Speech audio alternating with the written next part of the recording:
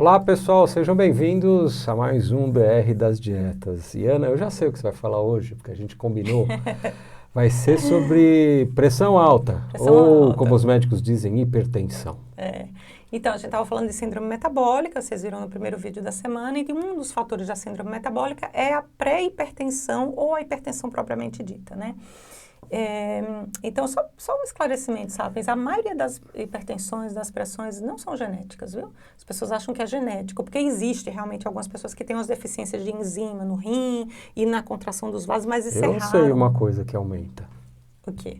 Excesso de carboidrato, porque ele segura muita água para você digerir. Quando você come aquele lanchão, o carboidrato ele segura, não sei quantas moléculas. 4 vezes mais o peso de água do que a glicose. Olha só, 4 vezes o peso de água para cada molécula de glicose. É muito. Então você comeu um lanchão, você já engordou. É por isso que quem faz low carb faz bastante xixi. É isso, né? mesmo. Às vezes isso fica mesmo. até perde sais minerais que faz bastante xixi no começo da low carb. E aí segura muito sódio, né? Sódio e outros sais, né? Vai saber, quando você retém a água por causa do excesso de carboidrato que você come, você está segurando sódio também. As pessoas acham que o sódio que é o criminoso na história, né? Mas é tudo junto, tá, sabe? Lembrando, é toda a síndrome metabólica junto. Não fazemos recomendação médica. A gente precisa falar isso, gente, para as pessoas que estão caindo agora, tá? Vou falar rapidinho, não esquece de curtir, compartilhar e comentar e se inscrever no canal, por favor. Se você não se inscreve, você acaba perdendo os vídeos. Outro dia uma colega minha falou, desapareceu seus vídeos, isso aqui. Eu falei, é porque você está inscrita? Eu não estava. É por isso, é porque aí o algoritmo ele vai mudando para você também. Se você se esquecer da gente, ele esquece de você também. A inteligência dele mostra para você, cada um tem, não é um algoritmo para sozinho do YouTube, é um algoritmo para cada um. Então, o meu algoritmo mostra lá coisa de alimentação como o dela, de espaço que eu gosto, de economia que eu gosto, de psicologia. Da Ana mostra moda, mostra maquiagem, mostra alimentação. Exercício que é o dela. E o seu vai ser o seu. Se você não curtir, não compartilhar, não se inscrever, ele não se interessou por esse canal, tá? Então, não esqueça disso. Aí acaba não mostrando os vídeos para vocês. Mas voltando para a hipertensão, lembrando que hipertensão ou pré-hipertensão é um dos fatores daquela síndrome metabólica que a gente está estudando, que tem 5 fatores, né? Então, se você já tem esse, já fica esperto, porque ele sozinho também já aumenta risco cardiovascular. Então, tem uma coisa que eles chamam de pré-hipertensão, que é tipo, se sua pressão for acima de 12/8, mas for abaixo de 14/9. Aí tem uns graus, a pré-hipertensão mais leve, a hipertensão estágio 1, que é tipo um pouquinho antes de 14/9, né? Eu sou uma pessoa simples, eu acho que começou a pegar perto de 14, já começa a tomar remédio. Você já tá com esse negócio próximo, aí acontece alguma coisa no trânsito, leva um susto dentro do avião, ou entra no avião, que é o meu caso. A pressão sobe lá em cima, pronto, tem um treco, pum, porque não está tomando remédio. Olha só, tem 2 coisas interessantes para a gente falar aqui antes da hipertensão propriamente dita, antes da pessoa ter o diagnóstico propriamente dito. Não fique... Olá, pessoal, mudamos de câmera, porque a nossa memória da outra esgotou, porque a gente esqueceu de apagar os vídeos anteriores. Aqui, ó. Culpa foi minha, my bad. Então, voltando, a pré-hipertensão, se você souber que você tem pré-hipertensão, você já fica esperto para você não desenvolver hipertensão. E quais são os marcadores? É isso, é ter uma pressão maior do que 120/80, mas ela ainda está menor do que 14/9. Só que só isso, sozinho, já aumenta em quase 2 vezes o risco de infarto e de derrame. E outra coisa que aparece muito é que você faz, não sei se as pessoas às vezes não fazem, porque não pensam nisso, mas fazer aquele estudo do mapa, aquele que você adora, que fica apertando o braço de 15 em 15 minutos. Não adianta nada, te deixa com pressão alta, o exame te deixa com pressão alta. A pessoa não consegue nem dormir, mas nas pessoas que fazem esse exame, às vezes precisa que o monitoramento ambulatorial da pressão arterial, uma sigla mapa, né? Monitoramento ambulatorial da pressão arterial. Você observar que durante a noite a pessoa não tem uma queda na pressão, que deveria chegar por volta de mais ou menos 20%, se ele não tem essa queda na pressão média, que é aquele descenso noturno que a gente chama, isso aí é um indicativo. Às vezes a pessoa nem tem pressão durante o dia alto, mas ela não está relaxando de noite. E aí o que acontece? Isso também aumenta o risco cardiovascular.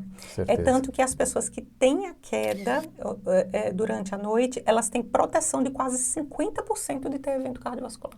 Nossa, pessoas que não têm a queda. As pessoas que têm e que relaxam e a pressão abaixa durante a noite. E o que acontece? Elas têm quase 50% a menos. Metade a menos do que a pessoa que não tem a queda na pressão. Ela tem uma proteção de 50%, de metade do risco do que uma pessoa que não tem esse relaxamento da pressão durante a noite.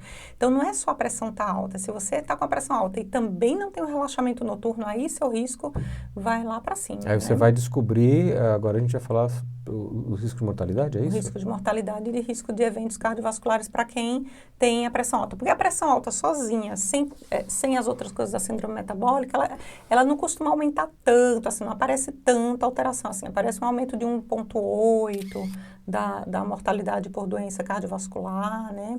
Agora, por exemplo, uma pessoa que teve hipertensão na gestação tem que ficar esperto, porque ela tem mais chance de ter hipertensão durante a vida. E esse aí tem um risco mais ou menos 3 vezes de ter doença cardiovascular no futuro, só por ter tido pressão alta na gravidez. E qual que é o tratamento, Ana? Aí tem que fazer atividade física, né? Às vezes tem que fazer uma dieta específica para pressão alta. A atividade física dá certo, não dá? Ajuda muito a baixar a pressão, a atividade física, muito mesmo. Vários tipos diferentes. Desde yoga, tem um monte de coisa, tem, né? vários tipos. A gente falou num vídeo passado aí. De exercícios físicos. Exercícios físicos para diabetes, né? Foi, acho que o vídeo passado, né? Então, por exemplo, quando você faz... A maior prova de que a hipertensão ela está associada com risco cardiovascular é que quando você trata a hipertensão, a pressão alta, você trata a pressão alta, todos os riscos cardiovasculares caem. Olha que bom. Então, cai risco de AVC, cai risco de evento coronário, cai risco de mortalidade, não está muito bem definido não, porque às vezes a mortalidade por doença cardiovascular pode ser por outras coisas, né? Esses resultados me dão a impressão que tensão arterial aí arrisca mais do que mais o AVC, não é? Dentro do cérebro, não é? Porque justamente porque faz Mas pico, tem uma né? diferença? O cérebro tem as veias pequenininhas? Qual é a diferença? O coração e o cérebro, todos os tecidos têm veias maiores, médias e menores, né? Só que o que a gente imagina que aconteça? A obstrução do músculo cardíaco, ela é mais crônica. E às vezes pode ser que ele não sofra tanto com um pico de pressão, assim, então, de repente, uma coisa inesperada, igual você falou, a pessoa está nervosa e tal, e aí dá aquele pico. É um estresse que a pessoa passa. E o cérebro é mais sensível, né? As células cerebrais são mais sensíveis. Então, se já tiver obstrução nas carótidas, dá aquele pico de pressão, às vezes a pessoa tem uma malformação que rompe, ou então entope de vez e falta oxigênio. O cérebro, ele acaba, às vezes, aparecendo mais sofrimento. Eu não gosto de perguntar isso, essa pergunta me irrita, mas eu vou fazer. E o contrário? E o contrário? Pressão baixa demais e as quedas de pressão dá para a pessoa bater as botas? Não é mesmo? E se fosse o contrário? Sim, a pressão muito baixa também aumenta o risco cardiovascular. A pressão muito baixa... É aquela que a pessoa levanta e passa mal? Essa é a ortostática que chama, que é aquela pressão justamente quando você muda de posição, você acaba sentindo a pressão abaixar. Isso pode ser a desautonomia, que tem a ver também com a vitamina B1 baixa, que a gente já falou no vídeo passado, né? Isso é tudo ligação de alimentação, estresse, excesso de trabalho, excesso de tudo, né? E o metabolismo todo quebrado. Parece assim, uma visão fora, né, da medicina, uma visão minha, assim, de achismo, mas parece que o corpo se acostuma até com a doença. Se acostuma e ele vai se regulando de acordo com o que vai acontecendo e vai parecendo que vai mantendo. Se a pessoa não cortar a raiz, você está vivo porque ele acostumou, então para acostumar ele sobe a pressão, para acostumar ele sobe a insulina, para acostumar ele... então mesmo. Ele vai se organizando para poder ficar vivo. Se a pessoa não cortar isso, entope tudo, tem um derrame e vai. Lembrando só que pressão baixa, não existe um valor, tá? Sabe, para pressão baixa. A pessoa pode ter 10/6 de pressão, 9/6 de pressão e tá aqui normalmente conversando com vocês igual acontece comigo. A minha está controlada. Mas, você viu, a minha às vezes é 9/6, 10/6, eu tô normal. Quando eu não tô nervoso. O problema da pressão baixa é justamente a pessoa ter o sintoma, que é sonolência, escurecimento da vista, essa coisa, e ter essa flutuação muito grande, entre às vezes ter um pico de pressão muito alto e às vezes baixar demais, isso também pode ser perigoso. E essa pressão, quando ela baixa demais, ela pode aumentar um pouquinho, sim, o risco de mortalidade, chegou, acho que até 2 vezes aumentar o risco de AVC. Só que o que acontece? E de quedas também. Só que o problema é que você nunca sabe se a pessoa caiu por causa do AVC ou se ela caiu e bateu a cabeça. Então, é complicado, principalmente pessoas mais idosas, né? Então, queda é sempre uma coisa que tem que ter muito cuidado, principalmente quando a pessoa é mais idosa, né? Mas não teve nenhuma avaliação com teste mesmo? Com teste, né? Que você diga assim, ao invés de só dizer, teve pressão, vamos aferir mesmo, ver o teste. Sim, teve. E teve um aumento... quando eles fizeram aquele teste ergométrico e viram se a pressão da pessoa baixava durante o teste ergométrico. Aí sim, aumentou 2 vezes o risco de mortalidade geral e 2 vezes o risco de algum evento cardiovascular nessas pessoas que tinham essa queda muito abrupta de pressão. Tem que ter cuidado, porque pode ser excesso de remédio ou pode ser deficiência dessas vitaminas que a gente está falando, pode ser alguma outra coisa aí. A própria doença cardíaca pode dar essa bagunça na pressão, sabe?